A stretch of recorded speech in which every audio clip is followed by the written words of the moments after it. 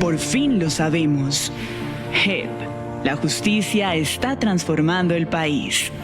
Son cientos de años de resistencia que han marcado la lucha de los pueblos étnicos en Colombia por su identidad, por su dignidad, por su cultura y en general por su supervivencia, por preservar su vida, sus costumbres, sus idiomas, sus maneras de habitar en el mundo en el que habitan hace mucho más tiempo que nosotros.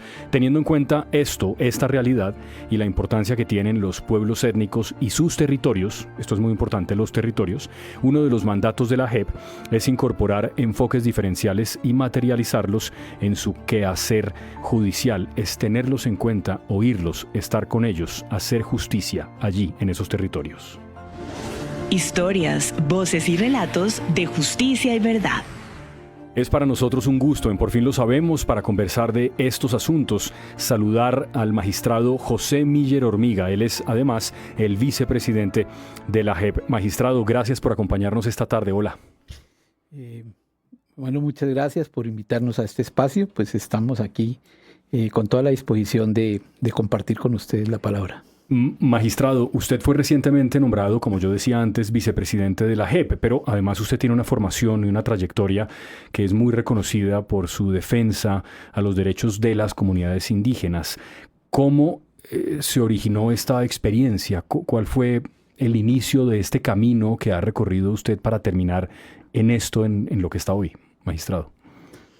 Bueno, pues desde luego el nacer indígena implica defender tus derechos. Y desde luego como abogado siempre pues me desempeñé en esa tarea. Me tocó, digamos, como abogado defensor en ese momento defender a comuneros indígenas, defender autoridades indígenas, líderes indígenas que eran judicializados. Uh-huh. Y desde luego también tratar de hacer entender a la jurisdicción ordinaria los derechos que teníamos también como pueblo de acceso a la justicia y de que se nos diera un trato diferencial respecto de la justicia ordinaria. Esto ha sido un debate bastante largo, sí, correcto. Y pues bastante complejo. Y que en el marco, digamos, de la Constitución del 91, cuando se reconoce la jurisdicción indígena, se inicia también, digamos, una confrontación directa para tratar precisamente de materializar esos derechos. ¿Usted cree, magistrado, así como abuelo de pájaro, porque obviamente tenemos el espacio limitado antes de centrarnos específicamente en lo que tiene que ver con la JEP, pero me parece que esta pregunta es pertinente? Usted decía que en el 91, cuando se reconoce la jurisdicción de justicia que tienen los pueblos indígenas, ¿eso se ha respetado en general? ¿Ha sido exitoso eso en Colombia? Pues la verdad es que el reconocimiento constitucional de alguna manera abrió un camino, ¿no? En el marco de la discusión. Pero realmente el hecho de que apareciera en la Constitución no fue una realidad inmediata. Es más, aún este año apenas se presentó un proyecto de ley de coordinación que estaba en el inciso segundo de este artículo. Y lo que buscaba era precisamente de que se haría una ley de coordinación entre la justicia ordinaria y la justicia indígena para que facilitara aquello, pero desafortunadamente, pues imagínense, han pasado más de 33 años sí, claro. y todavía eso apenas está, digamos, caminando. Usted decía, magistrado, que obviamente el hecho de nacer indígena lo hace luchar por unas causas que tienen todo que ver con usted, con su formación, con su cultura, con su historia. Y yo creo que es importante mencionarle a los oyentes que el magistrado pertenece a los pueblos Totoró y al pueblo Yanacona. Yo le preguntaba que cómo se decía, porque yo tenía acá escrito Yanacoa, pero entiendo que, y me explicó ya que es Yanacona. Esta pertenencia a estos pueblos, por papá y por mamá, supongo, magistrado, ¿cómo ha incidido en la labor que usted desempeña como juez en la JEP de Justicia Transicional? Bueno, el hecho de ser indígena realmente pues me proyecta otras formas de cosmovisión, otras formas de ver el mundo y de entenderlo. Y desde luego en el tema de la JEP para mí es muy importante porque nuestros pueblos desde hace muchísimos años practican la justicia restaurativa. Entonces realmente para mí, digamos, ha sido muy entendible, muy comprensible moverme en el espacio de la JEP porque yo ya tenía experiencia de vida frente a la justicia restaurativa. ¿Me puede poner un ejemplo de cómo es que se hace esa justicia restaurativa en la experiencia que usted tiene en su pueblo indígena o en los pueblos indígenas? Un ejemplo concreto, algo sencillo. No, digamos, los pueblos indígenas, cuando una persona comete una infracción, sí, lo que acá llaman un delito, o nosotros lo llamamos una desarmonía, no buscamos separarlo de la comunidad, lo que buscamos es volverlo a la comunidad. Y entonces por eso es que se asume un juicio público y colectivo que implica determinar qué fue lo que pasó. Uh-huh. Y en esos juicios generalmente el aporte de la verdad es muy importante. Y desde luego la participación de las víctimas, y también es muy importante que en la decisión hayan unas acciones restaurativas por parte del victimario, como por ejemplo, sí, de 6 días a la semana que se tienen para trabajar, o sea, porque el 7º se descansa, podría, por ejemplo, una persona ponerse a que trabaje 2 días en la chagra o en la huerta de la víctima. Ajá. Bien, perfecto, entendidísimo. Magistrado, hay varios casos, de los casos que tiene, de los macrocasos que tiene abiertos la JEP desde que está operando. Han ido abriendo unos casos nuevos, se han ido conociendo verdades de este conflicto. Eso es en parte lo que hacemos en Por Fin Lo Sabemos, tratar de contar esas cosas que ustedes hacen y cómo las han hecho. ¿Por qué los casos, por ejemplo el caso 05, el caso 09, que investiga, que juzga, que sancionan crímenes cometidos contra pueblos y contra territorios étnicos indígenas durante el conflicto armado, por qué esas cosas son importantes, magistrado? ¿Por qué hay que prestar atención a esos casos y a estos casos en particular que tienen que ver con los pueblos indígenas? Bueno, en primer lugar, es importante reconocer que el conflicto armado se vivió en estos territorios. Uh-huh. Y se vive todavía, ¿no? Exacto, sí. Que eso es lo triste, que la violencia no ha desaparecido. Correcto. Segundo, que al vivirse en estos territorios, pues estos pueblos fueron victimizados y sufrieron de manera desproporcionada los efectos del conflicto. Por eso deben ser atendidos y escuchados. Ahora, desde luego, esta afectación implica que vamos mucho más allá del ser humano, ¿sí? Implica entender cómo desde el principio los pueblos indígenas que tienen un derecho planteado en la biodiversidad, en la vida, como centro de jurídico, de justicia. Entonces es muy importante entender eso, que los seres humanos no somos el centro de la vida, uh-huh, somos parte de la vida. Y entonces esos otros seres no humanos también fueron afectados por el conflicto armado. Sobre eso, exactamente sobre eso, magistrado, quiero que oigamos un testimonio de Deyanira Peña. Ella es una lideresa de comunicación de comunidades afro y que se refiere a la importancia que tiene para los habitantes de la región del Cauca, de su tierra, el río Cauca, porque, y esto hay que recordarlo, hace un tiempo, en una decisión que fue, me parece que incluso retomada por el mundo, por muchos medios de comunicación en el mundo, se hizo el río Cauca como víctima, se declaró como víctima del conflicto armado, porque el río Cauca, como usted decía, pues hace parte no solamente de los territorios, sino también de todo eso vivo que no es humano, que estaba en los territorios y que también sufrió y sufre todavía los efectos de la guerra. Esto dice Deyanira Peña. Bueno, el río Cauca ha sido la conexión entre la vida y la muerte, y lo llamo así. La vida porque nosotros, el río Cauca es la vena de las comunidades negras y también de las comunidades indígenas y de todo el que... Porque te hablo de la interculturalidad, porque hay varias etnias aquí, etc., y otras personas, están los empresarios, pero el río Cauca ha sido episodio de conflicto, ha sido afectado demasiadamente, ha sido ultrajado, mejor dicho, le han hecho todos los crímenes de lesa humanidad que se le puede hacer a la naturaleza. Magistrado, si le parece, recordemos cómo se determinó que el río Cauca fuera víctima del conflicto y qué impacto ha tenido esta decisión que se tomó este año. Bueno, usted sabe que debido a la situación planetaria, la crisis planetaria, sí, ha abierto muchas discusiones sobre los límites del derecho y realmente incluso es una conclusión de la COP16 que el derecho homocentrista centrado en el ser humano o eurocentrista, que es el que nosotros practicamos en Colombia, uh-huh, no es suficiente para proteger la vida del planeta. En ese sentido, esos diálogos del pluralismo jurídico, por ejemplo, que nacen de los sistemas jurídicos de los pueblos afrodescendientes, de los pueblos indígenas, que tiene una dimensión mucho más amplia. Y también las concesiones de los ecologistas que, digamos, dimensionan con mayor importancia, digamos, a los seres de la naturaleza, pues entran y permiten esta nueva discusión.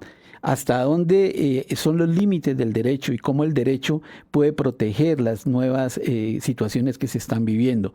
En este caso, este diálogo del pluralismo jurídico de la JEP permite entender entonces en esa dinámica que hay otros seres que también son afectados por el conflicto y que deben ser reconocidos, atendidos y desde luego restaurados. Sí, y además una pregunta cuya respuesta parece casi obvia, pero que me parece que tenemos que recordar. Y es que ella decía que el río Cauca hace parte fundamental de la vida, de la existencia de los pueblos afros y de los pueblos indígenas. Sin el río Cauca, si algún día el río Cauca llega a desaparecer, todo lo que está a su alrededor, incluyendo los pueblos indígenas, también están en peligro. Su existencia está en peligro, su vida diaria está en peligro. Las grandes civilizaciones dependieron de los grandes ríos. Claro, siempre. Egipto, del Nilo. Del Nilo, claro. ¿Sí? Y realmente los pueblos indígenas también eran comunidades de río. Muchos no son hoy comunidades de río porque fueron desplazados de sus territorios originarios, pero realmente eran comunidades de río. Y el río era todo. El río era el alimento, el río era, digamos, el río se necesitaba para la agricultura, para los animales, el río era para la recreación, para el baño, era el medio de transporte, pero también era el espacio de intercambio de la comunidad. El río era el espacio de la ritualidad, ¿sí? El río es un espacio de vida. Crecer en el territorio en el que usted creció, magistrado, con la violencia allí de fondo, ¿cómo fue su infancia? ¿Usted qué recuerdo tiene de eso? ¿La violencia es una cosa que estaba presente permanentemente? Bueno, el hecho de que yo tenga dos pueblos precisamente se debía a la violencia. Mi padre es desplazado por la violencia política y termina en Totoró y encuentra a mi mamá. Y ahí, pues, el hecho de que yo tenga dos pueblos en mi genética, en mi herencia. Realmente sí, el departamento del Cauca todo el tiempo hemos vivido en esos escenarios de violencia, pero los pueblos indígenas estamos convencidos de que nos merecemos la paz. Sí, sin duda, así es. ¿Qué otros territorios étnicos han sido acreditados como víctimas ante la JEP, magistrado, aparte de este territorio, de lo que corresponde al río Cauca? ¿Qué otros ejemplos hay? Bueno, en este momento y en estos días fue reconocido como víctima, pues que esto hace parte del río Magdalena, pero es, digamos, el tema de... Hágale tranquilo, magistrado. ¿En qué está pensando? ¿Una decisión que sacaron recientemente? Sí, en el tema del... ¿Cómo es que...? Bueno, el canal del dique. El canal del dique. El canal del dique, claro, me por escapó favor. en este momento. Sí. Pero realmente esto hace parte de eso. Entonces también territorios han sido declarados también como víctimas. Sí. Y realmente esto hace parte de este desarrollo que está buscando y que lo que está reconociendo es que efectivamente hay otros seres afectados por el conflicto armado. Usted, magistrado, ha estado detrás de los protocolos de relacionarse que tiene la JEP con los pueblos indígenas. ¿Por qué son importantes? Porque usted decía, obviamente, el concepto de justicia. Usted nos ponía un ejemplo, que la justicia que han ejercido ustedes en sus territorios durante siglos es en muchos sentidos una justicia restaurativa, que ahora para la justicia ordinaria resulta ser tan novedoso, pero ustedes ya lo tenían ejecutado y más o menos claro. ¿Ha sido difícil que las comunidades, por ejemplo, confíen en la JEP, que entreguen sus testimonios, que cuenten lo que les ha pasado, que les permitan estar ahí? Bueno, realmente el secreto de la JEP para tener una proximidad con los pueblos indígenas y afrodescendientes y los gitanos se debió a que nosotros comenzamos por donde debíamos hacerlo, y fue haciendo una consulta previa. Hacer esa consulta previa permitió, digamos, que dialogáramos de manera directa y efectivamente pudiéramos protocolizar unos acuerdos de relacionamiento que hoy están plasmados en la ley estatutaria, en la ley de procedimientos y en el reglamento interno de la JEP. Y que de allí se creó la comisión étnica y después de la comisión étnica nacieron los protocolos de articulación. Es decir, toda es una cadena, una ruta jurídico-política que nos ha permitido hacer un relacionamiento digno y respetuoso y que precisamente genera confianza. Quiero invitarlo, magistrado, a los oyentes y a usted también a que oigamos a Tatiana Morillo Mercado. Ella es profesional del despacho del magistrado Juan José Cantillo y en esta oportunidad está leyendo un auto para el pueblo wayuu en su propia lengua. Tuout kajareka ayagua takatsawa ne achikuwa kanurian het skuhens chikwa hamoi hatu na kuaipa na amaria leinaka akuaipa yarapu kana sakain tu hashie kanuria far epe sumaho wayu inaya shiasa horu suru moi na kuaipa tunakuaipa onoi hatu sunai hetu puchi yara karu suru tu kararok taraura asuka constitución hemusuha sunai hetu puchi atuha. Esto me parece, magistrado, de la mayor importancia, pero quiero que usted nos explique esto porque es tan importante que los pueblos puedan oír las cosas que tienen que ver con ellos en su idioma. Bueno, en primer lugar hay 65 idiomas indígenas vivos en Colombia. Sí. Y pues, de acuerdo con la Constitución, ellos, son idiomas oficiales en su territorio. Ahora, la lengua es más allá que un código de símbolos o de sonidos. Implica una cosmovisión. Sí. Escucharse en la lengua propia posibilita entender, tener mayor comprensión de la decisión judicial, porque realmente abarca su propia simbología y su propio lenguaje. A veces se trata de entender el otro idioma, pero no necesariamente la comprensión es la misma. Claro. O sea, esto es una forma de acceso a la justicia y de garantía mucho más efectiva. La mayoría de los fallos de la jurisdicción y de las decisiones que se conocen judiciales se hacen también en los idiomas de los pueblos indígenas a los que corresponde. Bueno, ojalá hubiéramos podido tener la capacidad para hacerlo. Pero, ¿qué estamos haciendo? Digamos, cuando vamos a los territorios, nos apoyamos en autoridades propias de allá para que ellos, a medida que nosotros vamos adelantando la diligencia, vayan haciendo traducciones. Y esto hace que sea mucho más comprensible el relacionamiento. Por ejemplo, a mí me ha tocado muchas diligencias de notificación con pertinencia cultural. Y eso es uno de los elementos muy importantes que permiten precisamente que haya una mayor comprensión de las decisiones judiciales. Sí, ahora que lo oigo decir eso, magistrado, no sé si usted sabe esta respuesta, pero si ha estado en los territorios, como evidentemente ha estado, de pronto me puede resolver esta inquietud.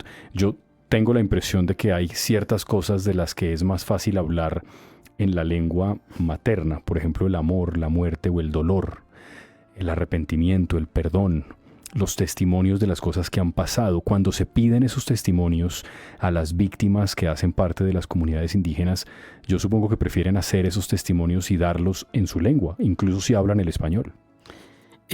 Sí, es que precisamente, y yo le voy a poner un ejemplo, no en la lengua indígena, en las lenguas occidentales. Lo más difícil es traducir poesía, ¿sí? Sí, correcto. ¿Y por qué? Porque es que en la poesía usted lo que está traduciendo son sentimientos, sí, visiones. Es lo mismo que ocurre en el tema indígena. O sea, en el lenguaje, más allá que la simple palabra, están los sentimientos, la forma de sentir, de ver el mundo. Entonces, desde luego, expresarlo en su propia lengua es mucho más, fácil y legítimo, ¿sí? Y desde luego más sentido. Sí. Una de las cosas, magistrado, que tiene que hacer la jurisdicción es imponer sanciones también. Y no hay ningún pueblo en Colombia que no haya terminado, ninguna etnia en Colombia que no haya terminado también teniendo personas involucradas en el conflicto, bien sea porque siendo parte de la fuerza pública han cometido excesos o porque fueron reclutados, seguramente cuando eran menores de edad, forzosamente por las guerrillas de su momento y que han terminado o están siendo juzgados ahora por la JEP. que la justicia indígena entienda eso y les permita a la jurisdicción de ustedes acceder a esa justicia y eventualmente imponer sanciones, ¿ha sido problemático o lo han entendido, lo han permitido? Bueno, afortunadamente, yo lo digo, la consulta previa ayudó a eso. Permitió precisamente enfrentar esos debates. Y por eso en los protocolos se tienen en cuenta estas situaciones y ya hay unas rutas para poderlas tramitar. Pero más sin embargo, el diálogo directo y la confianza y la presencia de magistrados indígenas en la JEP ayuda, claro, ha ayudado muchísimo. Y ahora que usted es el vicepresidente, imagínese usted, quiero para terminar en estos últimos 4 minutos que tenemos, magistrado, que oigamos un testimonio que tiene que ver con un acto de reconocimiento de responsabilidad temprano del asesinato de un indígena Wayuu, de Alfredo Uriana Ipuana. Él fue presentado como una supuesta baja en combate el 5 de septiembre de 2004 en La Horqueta, en Albania. El teniente coronel en retiro Camilo Rodríguez habló a los familiares, contó lo que había pasado. Esto es lo que dice el teniente coronel Camilo Rodríguez. Reconozco también la gravedad del daño como producto de mis acciones y omisiones se causó en la salud física y psicológica de familiares y seres cercanos. Afectación derivada de la carga moral y el sufrimiento al que fueron sometidos por más de 2 décadas. Familiares algunos que partieron de este mundo sin haber escuchado la verdad. Vergonzosa y dolorosamente reconozco desde el fondo de mi corazón la gravedad de todo lo ocurrido y que con mis acciones y omisiones contribuí al detrimento del buen nombre del pueblo Wayuu y la buena imagen de la comunidad polumaná del municipio de Albania, de donde era perteneciente señor Alfredo Ipuana. Reconozco el daño extremadamente grande, no solo pasado, sino presente y futuro, que se produjo con la nefasta estigmatización por los falsos señalamientos de vinculación a organizaciones al margen de la ley de esta noble cultura milenaria, el daño que se produjo a su evolución como sociedad y comunidad, a sus muestras culturales, a las tradiciones ancestrales de su cosmovisión y su riqueza artesanal, a su espiritualidad y empoderamiento de la lengua materna, fundamentados en valores y principios como integridad y dignidad de la persona humana, al valor de la palabra, a la solidaridad, la resiliencia y subsistencia de una raza fuerte, creativa, hospitalaria y respetuosa de la palabra. Esta audiencia, magistrado, fue en la ranchería Pitulumana, en Albania, en La Guajira. Es importante que se haga en un sitio como esto, sino en una sala de audiencias de la JEP, que puede ser un poco fría en algunos sentidos, ¿no? Bueno, esa también ha sido uno de los elementos que ha aportado la jurisdicción, y es la posibilidad de hacer audiencias en territorio. Incluso, por ejemplo, esta puede ser una audiencia normal en territorio, pero también hemos hecho audiencias interjurisdiccionales, es decir, donde coactuamos la magistratura y las autoridades indígenas simultáneamente. Pues magistrado, muy impactante. Yo creo que esto es muy importante que se conozca, el hecho de que ustedes estén también dándole una importancia a los territorios y a los pueblos que probablemente más han sufrido los horrores de este conflicto, que como usted decía, tristemente no se detiene. Lo vemos ahora, no sé si más que nunca, pero por lo menos con una intensidad muy preocupante en su departamento, en el departamento del Cauca, que no la está pasando bien. Quería agradecerle que nos acompañara hoy, magistrado, por contarnos estas cosas y por estar esta tarde con nosotros en Por Fin Lo Sabemos. Gracias. No, muchas gracias a ustedes por invitarnos y estamos en la mejor disposición en el momento que lo requieran, abiertos a hacer y a proponer y a plantear lo que sea necesario por el bien de todos y sobre todo por la paz de Colombia. Así es el magistrado José Miller Hormiga, vicepresidente de la JEP. Saben ustedes que nos pueden encontrar a través de nuestro portal www.jep.gov.co y en la sección Sala de Prensa, también a través de las redes sociales de la JEP. Hasta pronto. Chao.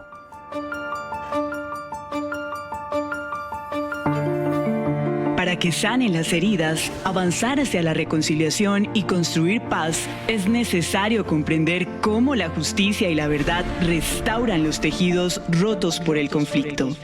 En Radio Nacional de Colombia, Por Fin Lo Sabemos, un espacio de la JEP para conocer cómo la justicia está transformando el país.